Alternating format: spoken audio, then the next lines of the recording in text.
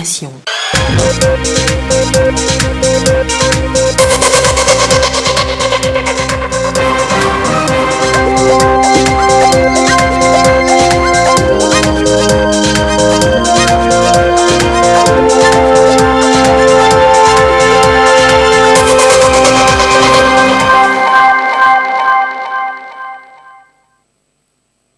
Bonsoir madame, bonsoir monsieur. Un seul titre à ce journal. Ce soir, le Togo connaît depuis un peu plus d'une heure les ministres du gouvernement d'Ogbé, 33 ministres dont 11 femmes et une femme à la défense. Suivons justement avec la ministre, secrétaire d'État, secrétaire général de la présidence de la République, le décret de nomination du nouveau gouvernement.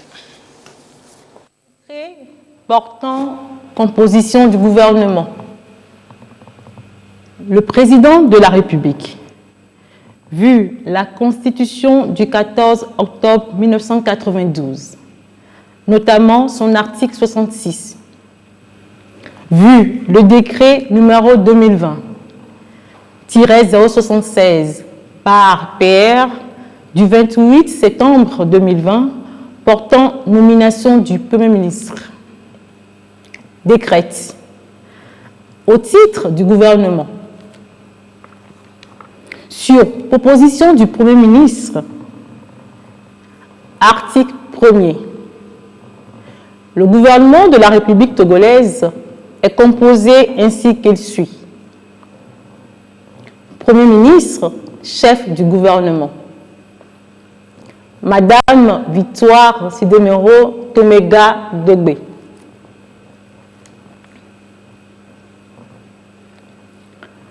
La suite des membres du gouvernement est présentée par ordre alphabétique des départements ministériels.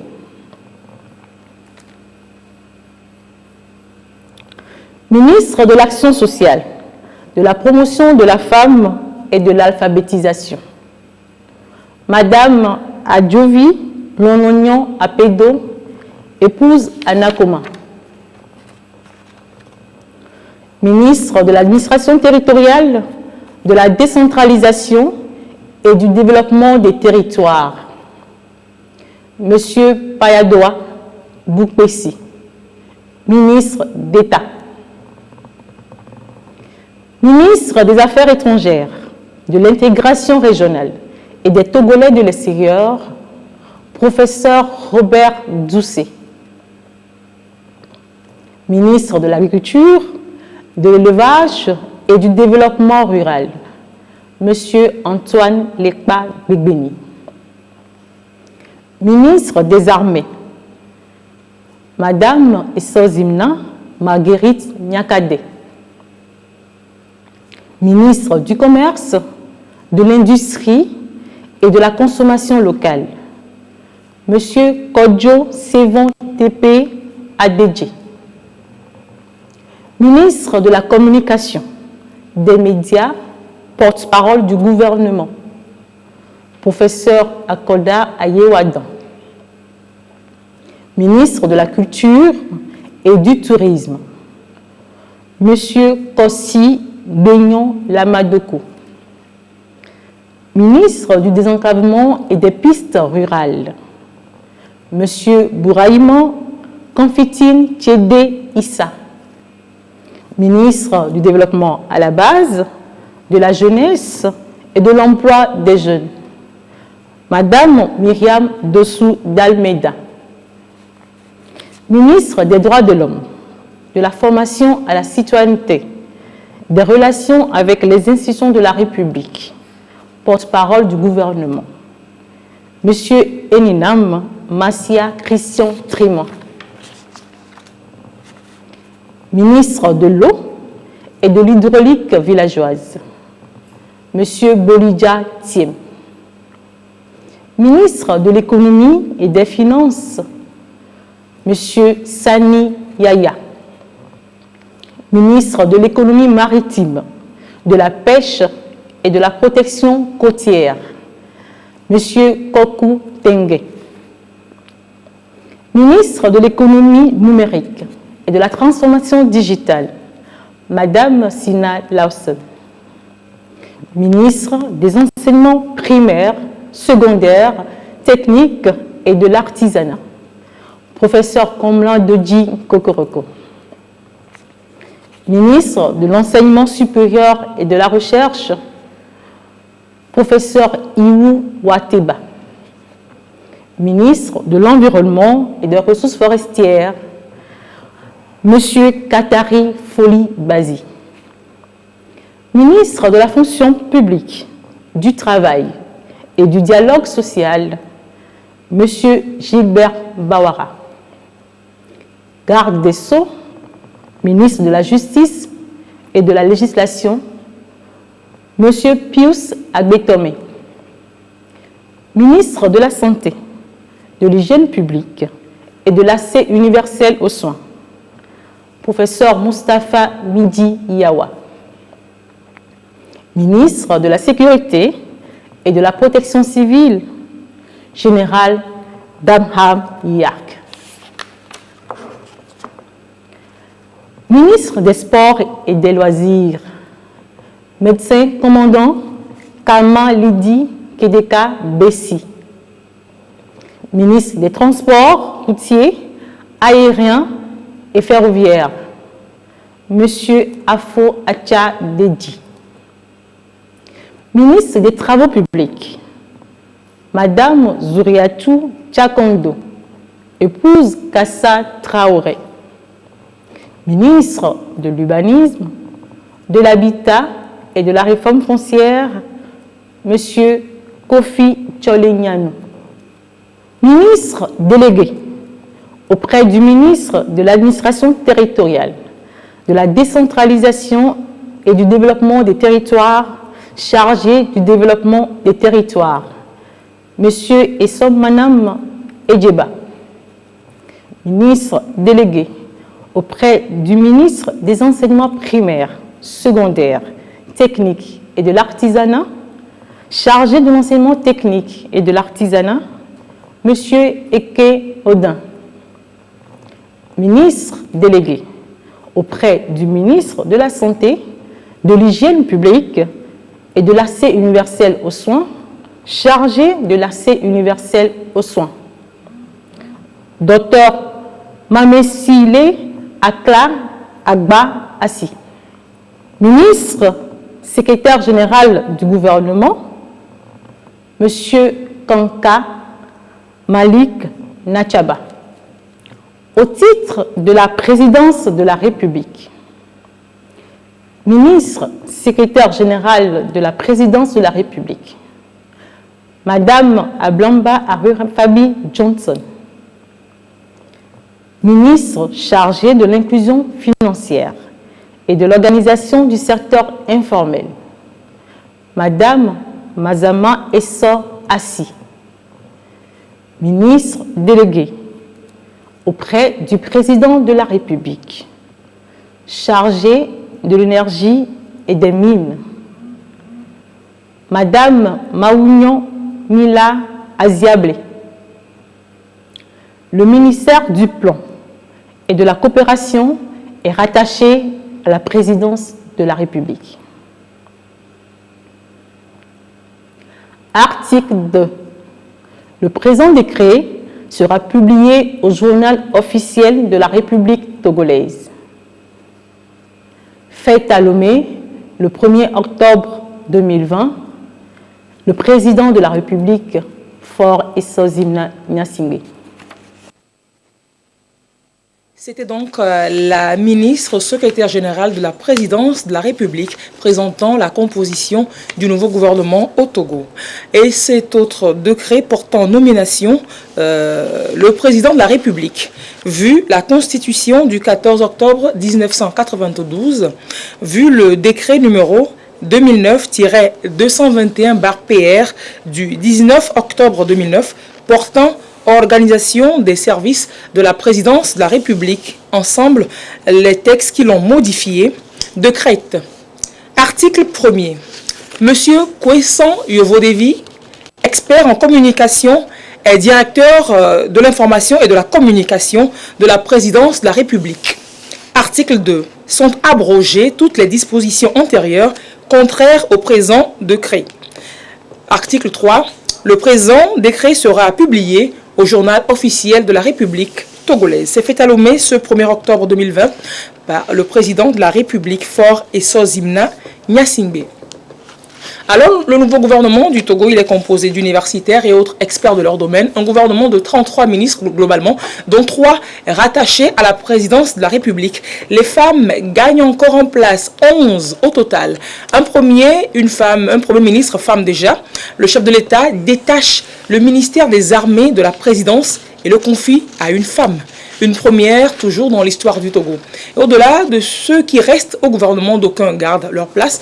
On en compte 14 nouveaux arrivants au ministère de l'Action sociale, de la promotion de la femme et de l'alphabétisation. Nous avons Madame Adjovi Lolonyo Apedo, épouse Anakoma. Nouvel entrant dans le gouvernement d'Ogbe, ministre des Armées, Madame Essozimna Marguerite Nyakade. Ministre de la Communication, des médias et porte-parole du gouvernement, professeur Akoda Ayewadan. Le 4e nouvel entrant, ministre de la Culture et du Tourisme, M. Kossi Benyo Lama Doku. Ministre du Développement à la base, de la jeunesse et de l'emploi des jeunes, Mme Myriam Dossou d'Almeida, anciennement directrice générale de l'INAM. Ministre de l'eau et de l'hydraulique villageoise, M. Bolidja Thiem. Ministre de l'économie maritime, de la pêche et de la protection côtière, M. Kokou Tengue. Ministre des enseignements primaires, secondaires, techniques et de l'artisanat, professeur Komlan Doji Kokoroko. Ministre de l'enseignement supérieur et de la recherche, professeur Iou Wateba. C'est pour le compte des nouveaux entrants dans le gouvernement d'Ogbe. Ministre des sports et des loisirs, médecin commandant, Kamalidi Kereka Bessi, Kama Bessi. Ministre de l'urbanisme, de l'habitat et de la réforme foncière, M. Kofi Tcholenyanou. Ministre délégué auprès du ministre de l'administration territoriale, de la décentralisation et du développement des territoires, chargé du développement, M. Essomanam Edjeba. Le ministre délégué auprès du ministre des enseignements primaires, secondaires, techniques et de l'artisanat, chargé de l'enseignement technique et de l'artisanat, M. Eke Rodin. Et le ministre délégué auprès du ministre de la Santé, de l'Hygiène publique et de l'accès universel aux soins, chargé de l'accès universel aux soins, Dr Mamesile Akla Agba Assi. Donc, c'était les nouveaux entrants, les nouveaux ministres du nouveau gouvernement au Togo. Pour ceux qui restent au gouvernement, il y en a 3 qui changent de place. Nous avons les ministres. Antoine Lekpak Bigbeni qui passe du ministère de l'eau au ministère de l'agriculture, le ministre Foli Bazi Katari qui passe de la communication à l'environnement, le ministre Afo Achadeji qui passe des enseignements primaires secondaires au transport routier, ferroviaire et aérien. Nous avons sur ce plateau celui qui est aujourd'hui le directeur de l'information, de la communication de la présidence de la République, M. Kwesen Vodevi, qui nous dira quel regard on peut encore porter sur cette nouvelle équipe gouvernementale. Bien. À y voir de près, le nouveau gouvernement du Togo est calqué sur les engagements pris par le président de la République pendant la campagne électorale ayant conduit à l'élection du 22 février 2020 et sur les principaux axes du plan national de développement PND conçu et mis en route pour mettre le pays sur les rampes de l'émergence. Pour être plus clair, son profil renvoie à la création de l'emploi, au renforcement de l'inclusion sociale, à l'efficacité, à l'efficience de l'administration publique, à une meilleure productivité susceptible de transformer de fond en comble et de manière durable l'économie nationale. Ces différents chantiers, qui faisaient déjà l'objet d'une attention toute particulière de la part des autorités togolaises, vont retrouver un nouveau dynamisme, une nouvelle énergie, un nouveau souffle avec la nouvelle équipe gouvernementale sous l'autorité du nouveau Premier ministre, Mme Victoire Tominga Dogbe, et sous la haute direction du président de la République, son Excellence Faure Essozimna Gnassingbé. Et tout compte fait, l'objectif final visé à travers la formation de ce nouveau gouvernement reste au premier chef le bonheur, le bien-être de la population togolaise et la promotion du vivre ensemble. Aussi, l'accès universel aux soins, qui complète les prérogatives du ministère de la Santé, de l'Hygiène publique, montre-t-il à suffisance que le mieux-être de la population sur le plan de la santé est une priorité, surtout en cette période de pandémie au Covid-19. L'on remarquera que dans le nouveau gouvernement, la fusion de l'éducation, l'enseignement technique et l'artisanat n'est pas anodine. Elle traduit la volonté des autorités de mettre en place un processus qui doit conduire à des réformes importantes pour répondre efficacement à la problématique de l'adéquation emploi-formation. Loger l'artisanat dans cet ensemble tout en créant un ministère délégué à l'enseignement technique et à l'artisanat traduit un changement de paradigme à la problématique de l'emploi impulsé par le chef de l'État. À souligner aussi que le fait d'avoir un ministère délégué à l'artisanat démontre bien toute l'importance que le gouvernement accorde à la valorisation du savoir-faire de nos artisans. Une bonne approche qui, par ricochet, ouvrira plus aisément la voie à la création d'entreprises. C'est bien un plus pour revitaliser le secteur privé, considéré par le gouvernement comme un partenaire stratégique et privilégié pour la réussite du PND. La complicité aujourd'hui évidente qui existe entre le secteur public et le secteur privé pour permettre au pays d'atteindre l'émergence est bien appréciée par chacun et par tous. Une autre évolution digne d'être mise en relief, le nombre élevé de femmes que compte la nouvelle équipe gouvernementale. Sur les 30 membres qui composent le gouvernement, 11 sont des femmes, plus de 30%. Rien d'étonnant quand on connaît la place de choix qui est réservée à la femme au Togo. On la retrouve dans toutes les sphères, qu'elles soient politiques, économiques, sociales et culturelles. Les jeunes jouissent de la même considération de la part des plus hautes autorités togolaises. Dans le gouvernement actuel, au niveau de l'ensemble des nominations, y compris les ministres secrétaires généraux, l'âge tourne autour de 40 ans. Autre priorité de la nouvelle équipe gouvernementale, l'inclusion sociale. Faire de telle sorte que personne ne soit laissé sur le carreau au Togo et que l'enclavement ne soit plus le lot quotidien de certaines populations. En la matière, des efforts remarquables de construction de pistes rurales ont été déjà déployés dans le passé. Ces efforts seront poursuivis et renforcés avec la création, cette fois-ci, d'un ministère dédié à ce secteur dénommé ministère du désenclavement des pistes rurales. Un nouveau département d'importance capitale pour le transport et l'écoulement des produits agricoles, quand on sait que l'acheminement des produits des zones enclavées vers les villes reste une source de préoccupation majeure pour les populations qui vivent dans les localités isolées. La création d'un ministère délégué chargé du développement du territoire peut et doit être également considérée comme une nouveauté. Ce département sera, entre autres, aux côtés des maires pour concevoir des politiques et des plans de développement communaux. Et la création, par ailleurs, du ministère de l'économie maritime, de la pêche et de la protection côtière est une innovation majeure. Ce département dédié à l'économie bleue va œuvrer pour une meilleure exploitation du potentiel que nous offre le port autonome de Lomé, le seul port en eau profonde de la sous-région. Le secteur des transports va aussi connaître de profondes réformes, d'où la création du ministère des Transports routiers, aériens et ferroviaires. Ce département prendra en compte le développement du secteur des chemins de fer pour appuyer les routes, les aéroports et le port. Grosso modo, en réalité, toutes les questions d'intérêt vital sont clairement prises en charge par le nouveau gouvernement, sans oublier celles relatives au foncier qu'on retrouve dans la corbeille du ministère de l'Urbanisme, de l'Habitat et de la réforme foncière. Le foncier, comme chacun le sait, demeure un sujet de vive préoccupation pour la grande majorité des Togolais. Alors, prochaine étape pour le chef du gouvernement, le passage devant l'Assemblée nationale. Et justement, ce communiqué de cette institution. La présidente de l'Assemblée nationale informe les honorables députés que la 4e séance plénière de la 2e session ordinaire de l'année aura lieu le vendredi 2 octobre 2020 à 15h au siège de l'Assemblée nationale. Un communiqué fait à Lomé ce 1er octobre 2020 signé de la présidente Yawa Djigboli Tchegan. Autre sujet, dans ce journal, l'Université de Kara veut pérenniser les cours à distance avec l'expérience du Covid-19. Une trentaine d'étudiants, délégués et responsables d'associations pour la plupart, ils se forment donc aux exigences des cours en ligne. La formation d'environ 2 semaines est appuyée par le programme professionnel et emploi des jeunes Profopège de la GIZ. Nestor Mouzou pour le compte-rendu de la cérémonie d'ouverture. L'Université de Kara se digitalise progressivement. Les acteurs de cette institution sont donc appelés à suivre le rythme. Cette formation, organisée à l'endroit de 30 étudiants grâce à l'appui du programme de formation professionnelle pour l'emploi des jeunes Profopège de la GIZ, permettra de leur donner les outils nécessaires pour s'adapter à la mutation numérique.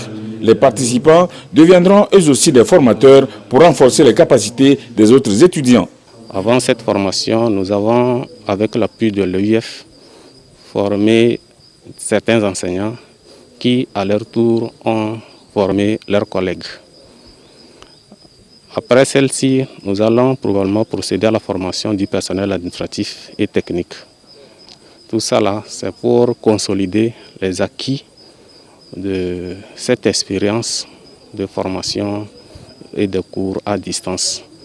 Nous avons initié ça pour sauver l'année scolaire, mais nous nous sommes rendus compte que ça mérite d'être amélioré. Et pour améliorer ça, il faudrait que tous les acteurs soient formés pour une réussite. Parce que après cette situation sanitaire, l'Université de Kara n'a pas l'intention de revenir pour se contenter des cours uniquement en présentiel. Après avoir discuté des enjeux de la mutation numérique, nous apprendrons ensemble avec eux les différentes plateformes de formation à distance. Nous commencerons par des applications telles que Zoom, Webex, Teams et puis Google Meet. Et puis après cela, nous allons commencer par étudier l'ergonomie du site de formation à distance de l'Université de Kara. Et chacun d'entre eux va voir quels sont les rôles qui sont les siens sur ce site et puis quelles sont les activités dévolues aux étudiants sur le site.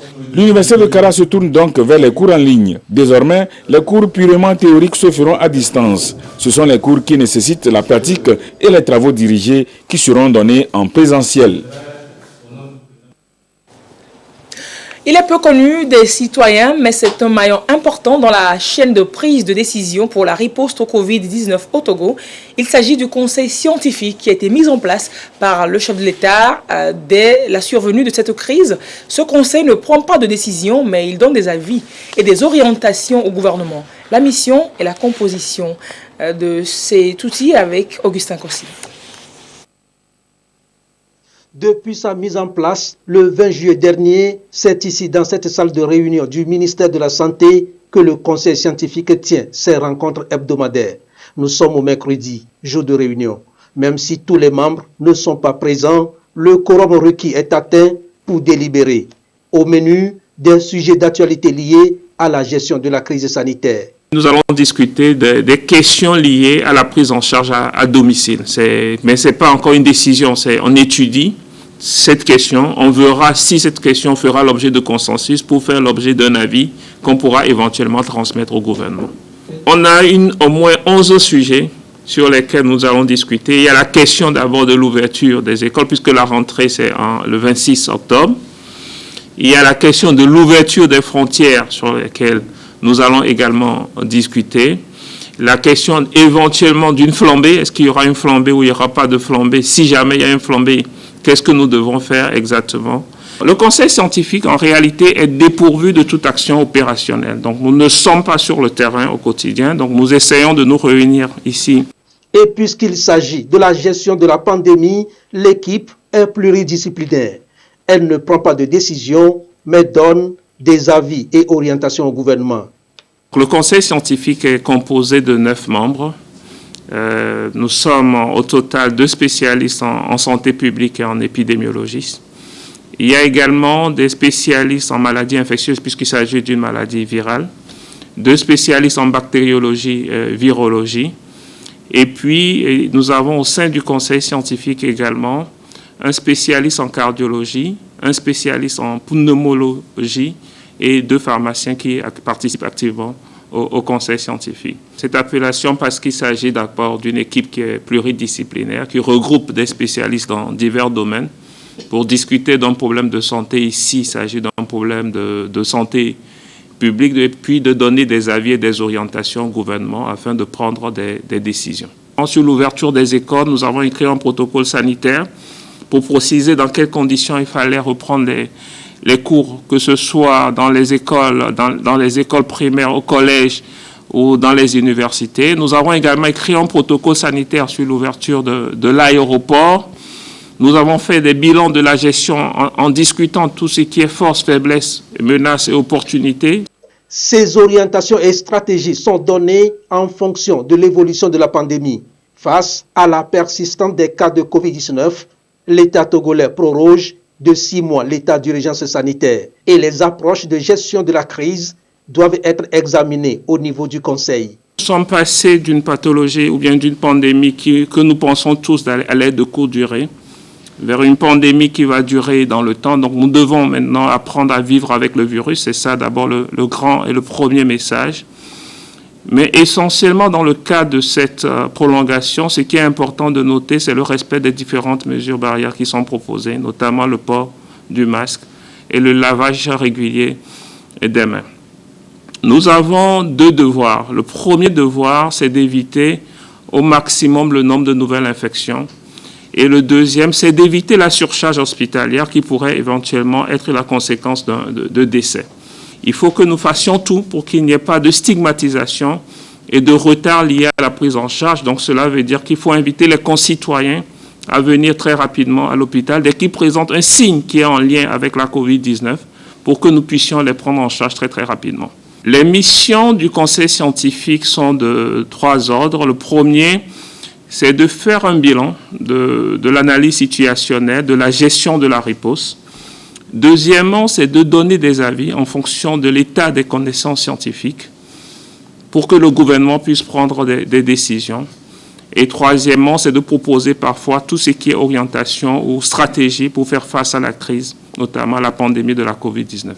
Le Conseil scientifique est donc un maillon intermédiaire entre le comité de crise présidé par le président de la République et la coordination de gestion de la riposte au Covid-19. Et les chiffres journaliers de la pandémie, les chiffres mis à jour à 19h35. Le nombre de cas actifs aujourd'hui est de 408. Le nombre de guéris, 1353. Le nombre de cas confirmés au total au Togo, 1809. Et le nombre de décès à ce jour est de 48. Ce sont donc les chiffres du Covid que l'on peut consulter sur le site covid-19.gouv.tg. Alors, une nouvelle pratique culturelle enseignée aux producteurs agricoles pour mieux préserver les sols et la biodiversité. La technique qualifiée d'organique régénérative repose essentiellement sur la fabrication de biofertilisants. Inades Formation a invité à Akpalimé les producteurs agricoles pour les initier. On voit cela avec Sylvain Aboudou. Vers une agriculture organique régénérative pour une meilleure préservation des ressources naturelles et la biodiversité. Cette nouvelle pratique est ici partagée avec les acteurs agricoles, une forme d'agriculture destinée à améliorer les pratiques culturelles pour désormais produire, mais de façon durable. Cette agriculture est axée sur l'utilisation des biofertilisants pour non seulement garantir la santé des sols, mais aussi de les rendre beaucoup plus fertiles. Et pour y arriver, plusieurs techniques ont été développées, histoire d'entretenir les entrepreneurs agricoles sur cette nouvelle donne. Nous avons développé des techniques qui permettent de produire ce que nous appelons des stimulants de croissance qui permettent, au-delà des engrais bio-organiques, à la plante de croître plus rapidement. Et nous avons aussi travaillé sur des techniques qui permettent de fabriquer localement des biopesticides qui permettent de traiter les plantes en cas de maladie. C'est donc une manière d'apprendre aux entrepreneurs agricoles à produire autrement et à cultiver de façon durable pour réaliser les objectifs de développement durable. Cette formation de l'Inades Formation est appuyée par le programme FEM, un programme opérationnel dans 125 pays, dont le Togo. Le but, contribuer à la gestion durable des ressources naturelles et à la protection de l'environnement. Lorsque les écosystèmes seront conservés, les sols seront conservés, ça va permettre de lutter contre la dégradation des terres. En luttant contre la dégradation des terres, ça permet aussi de restaurer ou bien de conserver la diversité biologique.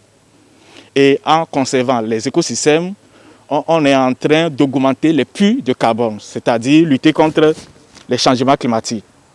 Et en produisant de façon durable, ça permet de réduire les effets des produits chimiques et les déchets dans la nature.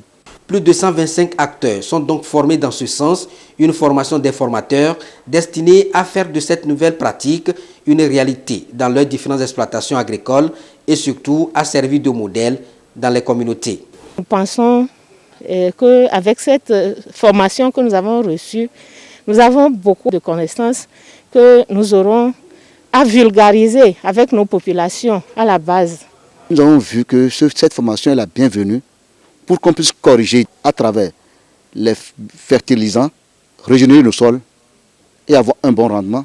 L'ambition de cette nouvelle technologie, c'est de permettre à l'agriculture de mieux s'adapter et à être plus productive pour nourrir, mais aussi permettre aux entrepreneurs agricoles de mieux garantir la sécurité des sols. Et on va finir dans le Nord Togo avec la montée des eaux dans le Kpenjal.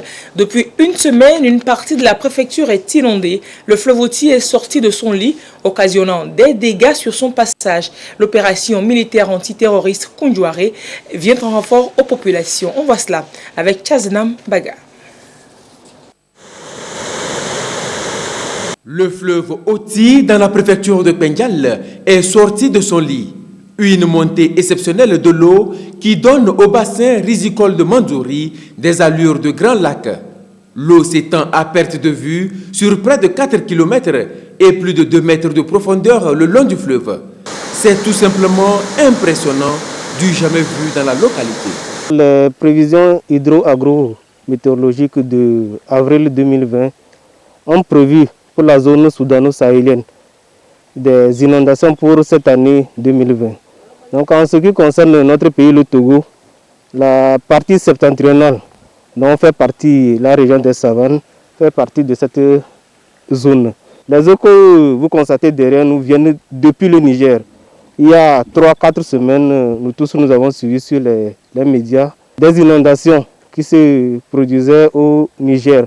Donc ce sont ces eaux du Niger qui sont passées par le Bénin et voilà, ils sont arrivés au Togo. L'étendue de cette eau, on n'a jamais vécu ça dans cette préfecture. C'est la première fois que les eaux sont à la porte des maisons de Mandouri. En effet, entre la ville et le fleuve, il n'y a que de l'eau. Les rizières et autres champs sont inondés. La route en aménagement et le pont de 200 mètres sur le fleuve Oti en construction sont engloutis ou presque par les eaux. Les engins de l'entreprise Ebomaf positionnés pour les travaux ne sont pas épargnés. Une situation d'urgence à laquelle a réagi promptement la force de l'opération militaire antiterroriste Kundouare, basée dans la région des Savanes, qui apporte ici une assistance aux populations. Avant, l'étendue de l'eau couvrait environ 250 à 260 mètres. Mais il y a 6 à 7 jours, cette étendue a évolué pour atteindre les 3 km 800. Et ça fait plus de 10 fois l'étendue habituelle constatée. Et il fallait prendre des dispositions et la hiérarchie militaire, par l'intermédiaire de la force, a mis les moyens. Et ça fait 4 jours que nous sommes sur le fleuve. Ceux qui quittent la rive qui est derrière nous pour aller à Mandouri, on les embarque pour traverser parce qu'il n'est plus prudent de prendre les pirogues. Et ceux qui veulent quitter Mandouri pour vaquer à leur occupation, peut-être champêtre ou bien aller faire le marché à la frontière du Bénin, nous les embarquons aussi. Cette action humanitaire d'urgence des forces armées togolaises est très bien appréciée par les populations de Kpenjal. Les militaires sont amenés Zodiac pour nous aider pour traverser avec gilet. Et on prend ça, on porte et on rentre. Et puis on nous amène là où nous voulons aller et retourne. Ils nous prennent encore pour ramener aussi. Avec leur sécurité aussi. On est content de ça. On remercie le chef Fort Nasingbe et Soznam que ce que nous a aidés pour traverser. Cette année, c'est un cas qu'on n'a jamais vu dans Mandouri. Depuis qu'on est né, et nos aïeux aussi nous parlaient des inondations. Mais cette année, l'eau là, ça nous a dépassé carrément. Ça a pris certaines de nos maisons.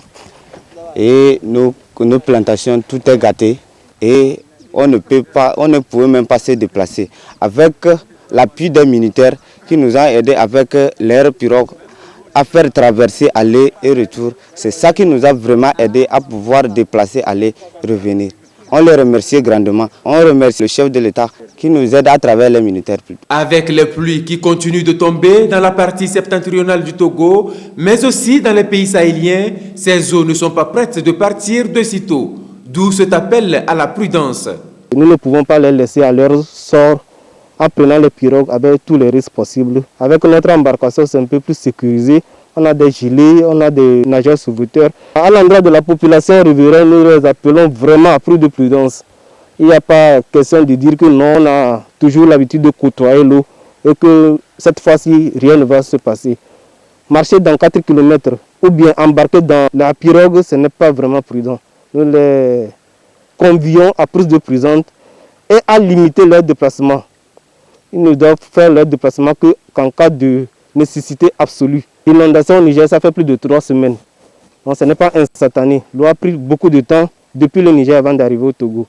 Avant qu'elle ne se retire, il faut aussi beaucoup de temps. Donc on se prépare. Le temps maximum que l'eau prendra, nous serons ici, aux côtés de la population. Restez toujours aux côtés des populations, quoi qu'il arrive. Les forces armées togolaises en ont fait leur credo. Et elles le démontrent de fort belle manière sur le terrain des opérations avec des actions humanitaires et de secours d'urgence envers les populations, selon la vision du chef suprême des armées, le président de la République.